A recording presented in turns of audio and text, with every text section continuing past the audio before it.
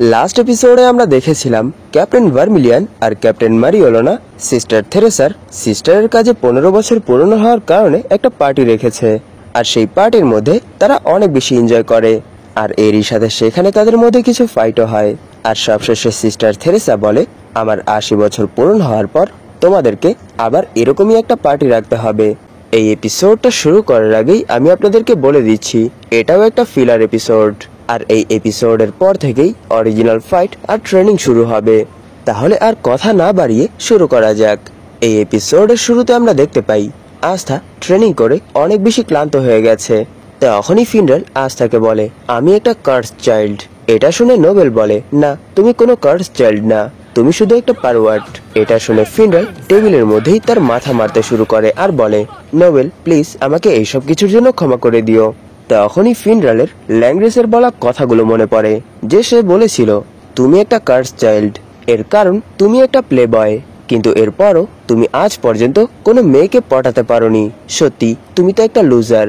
এইসব কথা মনে পড়ার পর ফিনরাল বলে, সত্যি যদি এভাবেই চলতে থাকে তাহলে আমি কখনোই মিস ফিনিশকে বিয়ে করতে পারবো না, আর তাকে কখনোই খুশি রাখতে পারবো না। আর তাকে এভাবে টেনশন করতে দেখে নোবেল ভাবছিল, আমি তাকে কখনোই এত বেশি সিরিয়াস দেখিনি। তখনই ফিনরাল বলে, আস্থা আমাকে আমার মন শক্ত করার ট্রেনিং এর সাহায্য করো। আর আস্থাও এর জন্য এগ্রি হয়ে যায়। তখনই সিন শিফট হয় আর আমরা দেখতে পারি তারা একটা বারে চলে এসেছে, আর সেখানেই নোবেল ওয়েট্রেসের ড্রেসে তাদেরকে লুকিয়ে লুকিয়ে দেখছিল। আর সেখানে আস্থা ভাবছিল, আমার মনে হয় এখানে ফিনরালের মন অনেকটা শক্ত হয়ে যাবে। আর সেখানে লাক ভাবছিল, নিশ্চয়ই আজ আমি এখানে ফাইট করার জন্য একটা অপোনেন্ট পাবো। তখনই আমরা সেখানে রেবেকাকেও দেখতে পাই। সে ভাবছিল, আমি এই জিনিসটা কখনোই ভাবিনি যে আস্থা আমাকে ডেটের জন্য ইনভাইট করবে। আর এরই সাথে সেখানে আমরা আরো একটা মেয়েকে দেখতে পাই। সে বলছিল, আমি তো এখানে শুধু আমার জন্য একটা জীবন সাথী খুঁজতে এসেছি। আর সেখানে আমরা আরো একটা মেয়েকে দেখতে পাই। সে বলছিল, আমি শুধু এখানে তারা ডেকেছে বলেই এসেছি, আর এমনিতেও আমার ছেলেদের মধ্যে কোনো ইন্টারেস্ট নেই। তখনই আমরা সেখানে ফিনালকে দেখতে পাই। সে ভাবছিল, আমি এখানে কোনো মেয়েদের সাথে কোনো কথাই বলবো না, আর এভাবেই আমি আমার কার্স ব্রেক করতে পারবো। তখনই আমরা নোবেলকে দেখতে পাই। সে বলছিল, এটা ভালোই হয়েছে যে আমি এখানে চলে এসেছি, কারণ আমার তাকে নিয়ে টেনশন হচ্ছিল। আর এরই সাথে সে মনে মনে বলছিল, না আমার কাউকে নিয়ে টেনশন হচ্ছিল না। তখনই রেবেকা বলে, আস্থা তোমার মুখে খাবার বেজে আছে। এটা শুনে নোবেল ইমেজিন করতে শুরু করে দেয় যে রেবেকা কিভাবে তার মুখ থেকে খাবার মুছে দিবে। এটা ভেবেই সে এত জোরে মুড করে যার জন্য সেখানের পিলারে ক্র্যাক পড়ে যায়। এটা দেখে সব ওনার বলে, এভাবে তো তুমি আমাদের বাড়ি ভেঙে ফেলবে, আর যদি তুমি এভাবেই সবকিছু করতে থাকো তাহলে আমি তোমাকে কাজ থেকে বের করে দেব। এইসব শুনে নোবেল সব ওনারকেই ঝাড়ি দিয়ে চুপ করিয়ে দেয়। তখনই নোবেল সেখানে ন্যারোকেও দেখতে পায়, আর সেও সেখানে ওয়েট্রেসের কাজ করছিল। তখনই নোবেল নোটিস করে যে ন্যারোকে এই ড্রেসে অনেক বেশি কিউট লাগছে। যদি আস্থা তাকে দেখে তাহলে তো আশা তার উপর ফিদা হয়ে যাবে। এটা ভেবেই সে ন্যারোকে বলে, তুমি বাকি টেবিলগুলোতে সার্ভ করো, আমি আস্থাদের টেবিলে সার্ভ করছি। আর এরই সাথে সে মনে মনে ভাবছিল, আমি বুঝতে পারছি না আমি আস্থা আর ন্যারোকে একে অপর থেকে দূরে কেন সরাচ্ছি। সে যাকে ইচ্ছা তাকে লাইক করুক, আমার এতে কি বা আসে যায়। তখনই সেখানের এক কাস্টমার নোবেলকে তাদের জন্য ড্রিঙ্কস নিয়ে আসতে বলে। এটা শুনে নোবেল তাকে এক ঝাড়ি দিয়েই চুপ করিয়ে দেয়। তখনই আমরা দেখতে পারি সেখানে ন্যারো সেই পার্সনের জন্য বিয়ার নিয়ে চলে এসেছে। তখনই আমরা আস্থাদের টেবিলের সিন দেখতে পাই, যেখানে আস্থা ফিনরালকে বলছে, এখন তুমি তাদেরকে তোমার ইন্ট্রোডাকশন দাও। এটা শুনে ফিনরাল বলে, আমি তো এখানে আসতে চাইনি, তোমরাই আমাকে এখানে জোর করে নিয়ে এসেছো। তার এরকম বিহেভিয়ার দেখে রেবেকা ভাবছিল লাস্ট ডেটের মধ্যে সে অনেক বেশি বকবক করছিল। তখনই সেই মেয়েদের মধ্যে একজন বলে, ফিনরাল তুমি কি আমাদেরকে তোমার সম্পর্কে কিছু বলবে? এটা শুনে ফিনরাল তাদেরকে সেখানেই মানা করে দেয়। আর এরই সাথে সে মনে মনে ভাবছিল, জানো এখন আমার কত কষ্ট হচ্ছে, কারণ সামনে থেকে একটা মেয়ে আমার সম্পর্কে জানতে চাচ্ছে, কিন্তু আমি তাকে এর জন্য মানা করে দিয়েছি। আর এরই সাথে আমরা দেখতে পারি তার ডান হাত সেই মেয়েকে ফুল দিতে চাচ্ছে, কিন্তু সে তার সেই হাতকে কন্ট্রোল করার চেষ্টা করছে। আর এইসব দেখে আস্থা ভাবছিল সে এখানে তার কার্স ব্রেক করার জন্য তার বেস্ট ট্রাই করছে। তখনই আমরা সেই বারের মধ্যেই স্যাকিকেও দেখতে পাই। সে সেখানে নিজের বড়াই করতে করতে বলছিল, এই ডিজাস্টারের হাত থেকে আমি কিংকে সেভ করেছি, আর এরই সাথে এই কিংডমের মধ্যে যতগুলো এলফ ছিল তাদের সবাইকে আমিই ঠিক করেছি। এরই জন্য আমার সম্পর্ক কিং এর সাথে অনেক ভালো হয়ে গেছে। এই সবগুলো ইনফরমেশন আমাকে সিক্রেট রাখতে হবে। এইসব শুনে তার ফ্রেন্ডরা বলে, কিন্তু তুমি তো তোমার সবগুলো সিক্রেট আমাদেরকে আগেই বলে দিয়েছো। তখনই সে সেখানে নোবেলকে তাদের খাবারের অর্ডার নিতে বলে। এটা শুনে নোবেল তার উপর অ্যাটাক করে তাকে উড়িয়ে দেয়। আর অন্যদিকে রেবেকা আস্থাকে বলে, তোমার নিউজ যখন খবর এসেছিল তখন আমরা অনেক বেশি ভয় পেয়ে গিয়েছিলাম। এটা শুনে আস্থা বলে, সেই সময় তো আমাকে তারা মেরে ফেলারই প্ল্যান করেছিল, কিন্তু ভয় পাওয়ার কোনো কারণ নেই, কারণ সবকিছুই ঠিক হয়ে গেছে। আর সেখানে লাক তার সামনের মেয়েকে বলে, নিশ্চয়ই তুমি এখানে ফাইট করে স্ট্রং হতে এসেছো। এটা শুনে সেই মেয়ে ভাবছিল, আমার মনে হয় এটা কোনো কোড ওয়ার্ড হবে। আর সেখানে ফিন্ডাল মনে মনে বলছিল, এখনো আমি এই মেয়েদের সাথে ভালোভাবে কথা বলিনি, এর মানে মনে হয় এখানে আমার ট্রেনিং কাজ করছে। তখনই আমরা সেখানে ন্যারোকে দেখতে পাই, সে সেখানে অনেক ভালোভাবে কাজ করছিল। এটা দেখে সব ওনার অনেক বেশি খুশি হয়ে ভাবছিল, এই মেয়ে আগে কখনোই এখানে কাজ করেনি, কিন্তু এরপরও সে কত ভালোভাবে কাজ করছে। তখনই ন্যারো সেখানে কিছু গোল্ডেন টনের মেম্বারদেরকেও দেখতে পায়। আর এরই সাথে সে এই বারের মধ্যেই ব্লু রোজ আর ব্ল্যাক বুলসের মেম্বারদেরকেও দেখতে পায়। আর তাদেরকে দেখে ন্যারো ভাবছিল, নিশ্চয়ই এখানে ডেভিল রিলেটেড কোনো মিটিং চলছে। তখনই আমরা সেখানে ক্যাপ্টেন শার্লেটকেও দেখতে পাই। তিনি ভাবছিল, এই পার্টি আমার স্কোয়াড মেম্বাররাই আমার জন্য অর্গানাইজ করেছে। তখন সেখানে ক্যাপ্টেন ইয়ামি বলে, আমার এখানে আস্থাকেও নিয়ে আসা দরকার ছিল, কারণ আজকের এই পার্টি ক্যাপ্টেন শার্লেটের পক্ষ থেকে। আর এইসব শুনে ক্যাপ্টেন শার্লেট মনে মনে বলছিল, আমার মনে হয় তারা এখানে শুধু খেতেই এসেছে। আর সেখানে গর্ডন ভাবছিল, ক্যাপ্টেন শার্লেট আজ অনেক বেশি পরিপাটি হয়ে এসেছে, ওনাকে দেখে তো মনে হচ্ছে যে উনি এখানে ডেটে এসেছে। তখনই আমরা সেখানে সোলকেও দেখতে পাই। সে ভাবছিল, আমিও চাই আমার সিস্টার সবসময় অনেক বেশি খুশি থাকুক, কিন্তু আমি এটা চাই না যে আমার সিস্টারকে কেউ উঠিয়ে নিয়ে যাক। তখনই আমরা সেখানে মেঘমাকেও দেখতে পাই। সে সোলকে বলছিল, এত দ্রুত তুমি খাবার খাচ্ছ কেন? যদি এভাবেই খেতে থাকো তাহলে তোমার পেট খারাপ হবে। এটা শুনেই সোল অনেক বেশি রেগে যায়। আর এরই সাথে সে মেঘমাকে খাওয়ার কম্পিটিশনের জন্য চ্যালেঞ্জ করে দেয়। আর মেঘমাও সেই কম্পিটিশনের জন্য এগ্রি হয়ে যায়।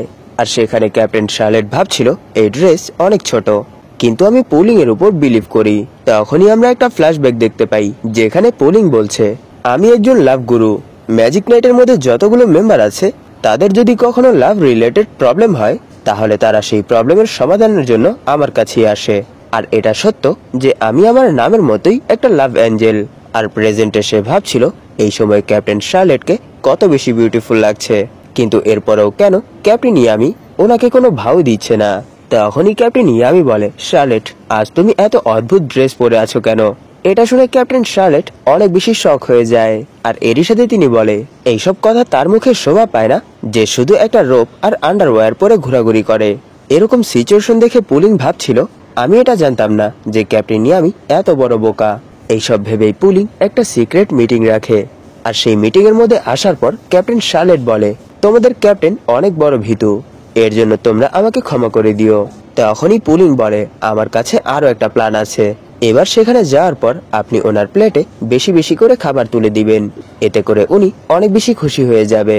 আর এরপর সে এটা বলে যে অনেক ভালো লাগে যখন কেউ অন্যকে তার মনের কথা খুলে বলে, তাই আপনাকেও ওনাকে আপনার মনের ভেতর যত কথা আছে সবকিছুই খুলে বলা দরকার। আর সবশেষে আপনাকে যা করতে হবে সেটা হলো টাচ। এটা শুনে ক্যাপ্টেন শার্লেট অনেক বেশি ব্লাশ করতে শুরু করে দেয়। আর এরই সাথে ক্যাপ্টেন শার্লেট এর জন্য এগ্রি হচ্ছিল না। ওনাকে এরকম করতে দেখে পুলিং বলে, আপনাকে সর্বপ্রথম আপনার লাভ রাইভেল সম্পর্কে ভাবতে হবে। এটা শুনেই ক্যাপ্টেন শার্লেট ভেনেসার কথা ভাবতে শুরু করে দেয়। আর এরই সাথে তিনি বলে, হ্যাঁ আমি আজ ইয়ামিকে নিশ্চয়ই টাচ করব। তখনই সিন শিফট হয় আর আমরা দেখতে পারি ফিন্ডালের সাথে যেই মেয়ে ছিল সে ফিন্ডালকে বলছে, সত্যি আপনি তো অনেক বেশি অ্যামেজিং। আর লাকের সাথে যেই মেয়ে ছিল সে লাককে বলছে, আমার মনে হয় আপনি অনেক বেশি স্ট্রং। এটা শুনে লাক বলে, হ্যাঁ আমি অনেক বেশি স্ট্রং। আর সেখানে রেবেকা আস্থাকে বলছিল, আমি শুনেছি হার্ট কিংডম অনেক বেশি বিউটিফুল। এটা শুনে আস্থা বলে, ঠিক আছে, যখন সব প্রবলেম সলভ হয়ে যাবে তখন আমি তোমাদেরকে নিয়ে হার্ট কিংডমে ঘুরতে যাব। তখনই আমরা আবার ক্যাপ্টেন ইয়ামি আর ক্যাপ্টেন শার্লেটদের টেবিলের সিন দেখতে পাই, যেখানে সোল আর মেঘমা এখনো তাদের খাবার কম্পিটিশনের মধ্যেই লেগেছিল। আর সেখানে ক্যাপ্টেন শার্লেট ভাবছিল, আমার তাকে টাচ করার আগে তার প্লেটে কিছু খাবার দিতে হবে। আর যখন তিনি এটা ভাবছিল তখনই ক্যাপ্টেন ইয়ামি ওনার প্লেটেই খাবার রেখে দেয় আর বলে, তোমার ওয়াশরুমে অনেক বেশি সময় লেগে গেছে। এটা শুনে ক্যাপ্টেন শার্লেট বলে, এর কারণ আমি সেখানে আমার টিম মেম্বারদের সাথে একটু কথা বলছিলাম। তখন ক্যাপ্টেন ইয়ামি বলে, আমি তোমার টিম মেম্বারদেরকে এই বারের মধ্যেই ঘোরাঘুরি করতে দেখতে পাচ্ছি। আমার মনে হয় তারা তোমাকে নিয়ে অনেক বেশি টেনশন করে, আর এই সময় তুমি ড্রিঙ্ক করছো বলে তারা তোমার সেফটির জন্যই এখানে ঘোরাঘুরি করছে, তাই না? এইসব শুনে ক্যাপ্টেন শার্লেট বলে, মিশন ছাড়াও আমার টিম মেম্বাররা আমাকে অনেক বেশি হেল্প করে, আর তারাই আমাদের জন্য এই পার্টি অর্গানাইজড করেছে। আমি সব সময় লড়াই নিয়েই ভাবি, এই জন্য আমার অন্য কিছুর উপর মাথায় কাজ করে না। এইসব বলতে বলতেই তিনি অনেক বেশি শখ হয়ে ভাবছিল এখানে আমাকে তার কথাগুলো শুনতে হতো, কিন্তু আমি তো এখানে কথা বলতে শুরু করে দিয়েছি। তখনই ক্যাপ্টেন ইয়ামি বলে, আমি আমার টিম মেম্বারদেরকে বাথরুমেও আমার সাথেই নিয়ে যাই। এইসব ছাড়ো, দেখো এই মিট দেখে কত বেশি টেস্টি মনে হচ্ছে। এটা বলেই তারা একত্রে সেই মিট উঠানোর জন্য হাত বাড়ায়, আর এরই জন্য আমরা দেখতে পারি সেখানে তাদের হাত একে অপরের সাথে টাচ হয়ে গেছে। এটা দেখে ব্লু রোজের মেম্বাররা অনেক বেশি এক্সাইটেড হয়ে যায়, আর এর জন্য ক্যাপ্টেন শার্লেট অনেক বেশি নার্ভাস হয়ে যায়। আর এরই সাথে তিনি সেখান থেকে দৌড়ে সেখানের জানালা ভেঙে পালিয়ে যায়। আর ওনাকে এরকম করতে দেখে ক্যাপ্টেন ইয়ামি বলে, এখানে তোমার বিহেভিয়ার দেখে এটা মনে হচ্ছে যে তুমি একটা ভিক্টরি হাসিল করে ফেলেছো। আর অন্যদিকে ফিন্ডালের সাথে যে মেয়ে ছিল সে ফিন্ডালকে বলছিল, চলো আমরা এখান থেকে আমাদের রুমে যেয়ে পার্টি করি। এটা শুনে ফিন্ডাল বলে, আমি এই টাইপের ছেলে না। আর এরই সাথে আমরা দেখতে পারি তার হাত সেই মেয়েকে টাচ করার অনেক ট্রাই করছে, কিন্তু সে এই জিনিসটাকে রেজিস্ট করার জন্য অনেক বেশি স্ট্রাগল করছে। আর এইসব দেখে আস্থা বলে, ফিন্ডাল আমার তোমার উপর পুরো বিশ্বাস আছে যে নিশ্চয়ই তুমি এই জিনিসটাকে রেজিস্ট করতে পারবে। আর এইসব দেখে লাক বলে, আমার এই জিনিসটা দেখে জেলাস ফিল হচ্ছে যে ফিন্ডাল এখানে কারোর সাথে ফাইট করছে। এটা বলেই সে তার পাশের মেয়েকে বলে, তাহলে চলো আমরাও একে অপরের সাথে ফাইট করি। এটা শুনে সেই মেয়ে অনেক অকওয়ার্ড একটা ফেস বানিয়ে বলে, তুমি কি আমাকে স্লাট ভেবেছো নাকি? তখনই আমরা সেই বারের মধ্যেই একটা মেয়েকে দেখতে পাই, সে বলছিল, এই সময় ফিন্ডালকে দেখে মনে হচ্ছে সে অনেক বেশি স্ট্রাগল করছে। তখনই আমরা দেখতে পাই সেখান দিয়েই ক্যাপ্টেন শার্লেট দৌড়ে যাচ্ছে, আর যখনই ওনার কাপড় ওনার পায়ে বেজে উনি নিচে পড়ে যাবে, তখনই ফিন্ডাল একটা হিরোর মতো এসে ক্যাপ্টেন শার্লেটকে পড়ার আগেই ধরে ফেলে আর বলে, ক্যাপ্টেন শার্লেট সত্যি আপনি অনেক বেশি বিউটিফুল। আর এরই সাথে সে বলে, এইসব কিছু বলার মানে এটা ছিল না, আমার মন আমি আগেই কাউকে দিয়ে দিয়েছি। তখনই সেখানে ক্যাপ্টেন ইয়ামি চলে আসে আর বলে, সত্যি তোমাদেরকে দেখে তো মনে হচ্ছে তোমরা এখানে অনেক বেশি এনজয় করছো। আর সেখানে ক্যাপ্টেন ইয়ামিকে দেখার সাথে সাথেই ক্যাপ্টেন শার্লেট ফিন্ডালকে উঠিয়ে সেখানেই গেড়ে ফেলে। আর এইসব দেখে সেই মেয়ে বলছিল, আমার মনে হয় আমার স্বপ্নের রাজকুমার এই ওয়ার্ল্ডেই নেই। আর সেখানে লাকের সাথে যেই মেয়েটা ছিল সে লাককে বলে, আমি প্রথমে বিয়ে করার জন্য তৈরি ছিলাম, কিন্তু এখন আমি আর এই ভুল করব না। তখনই আমরা সেখানে ল্যাংরেসকে দেখতে পাই, সে বলছিল, আমি ভেবেছিলাম সে বদলে গেছে, কিন্তু না, সে একটুও বদলায়নি। প্লিজ আমাকে এইসব কিছুর জন্য মাফ করে দিবেন মিস ফিনিশ। তখন মিস ফিনিশ বলে, তোমার এখানে ক্ষমা চাওয়ার কোনো দরকার নেই। আমার মনে হয় মেয়েদের সাথে কথা বলতে ফিন্ডালের অনেক ভালো লাগে। এটা শুনে ল্যাংরেস বলে, হ্যাঁ আপনি ঠিক বলেছেন, সে তার পারওয়ার্ডনেস কখনোই বদলাতে পারবে না। তখনই সিন শিফট হয় আর আমরা দেখতে পাই তারা সবাই এক টেবিলের মধ্যে বসে আছে। তখনই রেবেকা নোবেলকে বলে, এখনো সময় আছে, তোমাকে তোমার মনের কথা আজ তাকে খুলে বলা দরকার। এটা শুনে নোবেল বলে, আমি তাকে কেন আমার মনের কথা খুলে বলবো? তখনই সেখানে ফিন্ডাল বলে, আমার মনে হয় আমি আর কখনোই মিস ফিনিশকে আমার ফেস দেখাতে পারবো না। এটা শুনে আস্থা বলে, তুমি এত দ্রুত হার মেনো না, কারণ তোমার ট্রেনিং তো কেবলমাত্র শুরু হয়েছে।